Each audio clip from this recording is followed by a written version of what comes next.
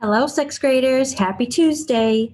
Really quick, just like always, remember to do the oldest play posits for science first. So if you didn't finish yesterday's, I know it was a little bit longer.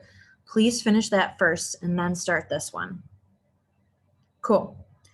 Also, since that one was longer today, we're going to try to make this half as short, okay? Should be a pretty easy lesson. Going to throw in some multiple choice, and that's going to be it. No short answer for today. So let's get started. We are on lesson 4 now. Pretty nice, pretty awesome. Let's get to it. Lesson 4, living indicators. All right, we got a nice, lovely story. So let's read this story about Jaden. Okay. Lesson 4, living indicators. Jaden and his grandmother, who grew up in Boomtown, took a special day to go fishing together in the park. Grandma was especially excited because she has not been to Boomtown River for several years. However, once there, she noticed that the water was no longer clear but murky. I think we talked about that clear water and turbidity yesterday, didn't we? She also remarked that she remembered a lot fewer weeds and a lot more insects and frogs. Less animals and more weeds and yucky stuff we don't want? Interesting. Jaden couldn't help but notice how strongly the water smelled. Ew, stinky, polluted water. Ooh. The biggest disappointment of the day, they're not having a good day together. The biggest disappointment of the day, however, was that they brought home only one small catfish instead of the large and tasty trout they had anticipated on catching. So, what are some changes to the environment that we've noticed here? Let's go back.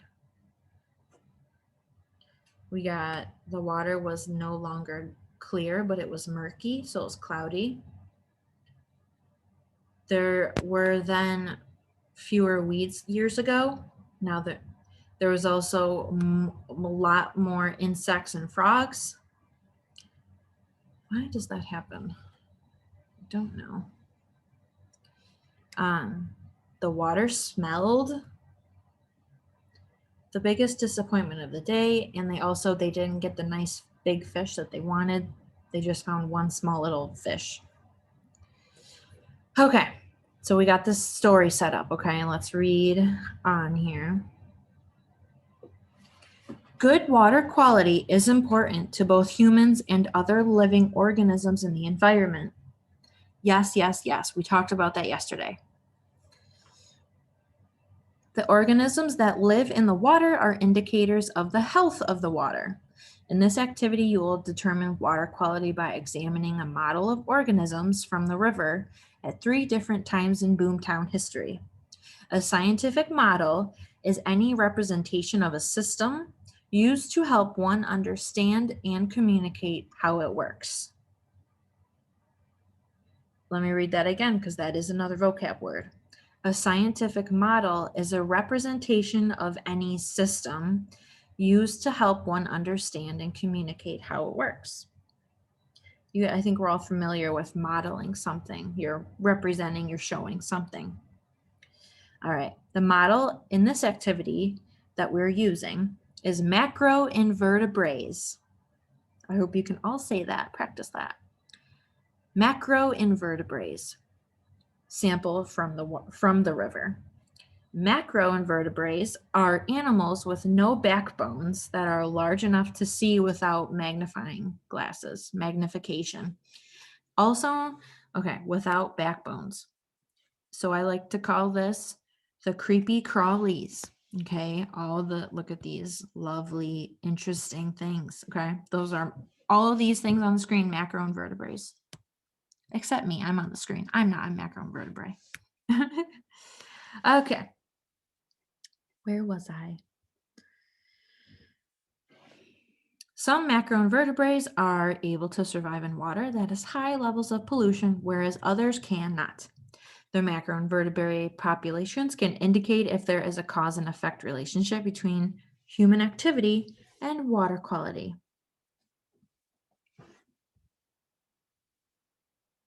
Or as we discussed yesterday, a correlation between the two. Our guiding question is, how can organisms living in a stream indicate water quality? So let's look at the information it gives us, because we're going to be able to answer that question. It's actually pretty easy and makes a lot of sense. Hopefully I'm not too glitchy here. I keep seeing things get a little glitchy. Hopefully not. Okay. All right. I'll stop moving the screen here. Okay, so we see two groups. I know that there's two different groups here because there's two different titles and they have different bold prints. So we know that these two groups are separate from each other. However, they are all macroinvertebrate animals that live in the Boomtown's body of water that we're looking at. Okay, they live in the lake. All right, so the top one, there's only three. However, the top group here are pollution intolerant. So let's think about what that might mean without any definition given to us. These macroinvertebrates are pollution intolerant. So they are not tolerant to pollution. Okay? Which means if you find a mayfly larva in the lake in Boomtown, we know that there is no pollution because it's intolerant. If you're intolerant to something, like if you're allergic to nuts, you are intolerant of having nuts. Okay. So if you, this means they cannot live in pollution. They cannot live in pollution. So if you find this or this animal in the lake, we know that there's no pollution because these three animals on the top cannot survive in polluted water. So if you find one of these three guys, these three friends in the water at Boomtown, we know that the water is nice, clean, and safe because these animals cannot live in polluted water because they are intolerant of water. So I'm sure you can guess what the difference is between this group of animals. I keep wanting to say insects, but they're not insects. They are macroinvertebrates, or we can call them animals.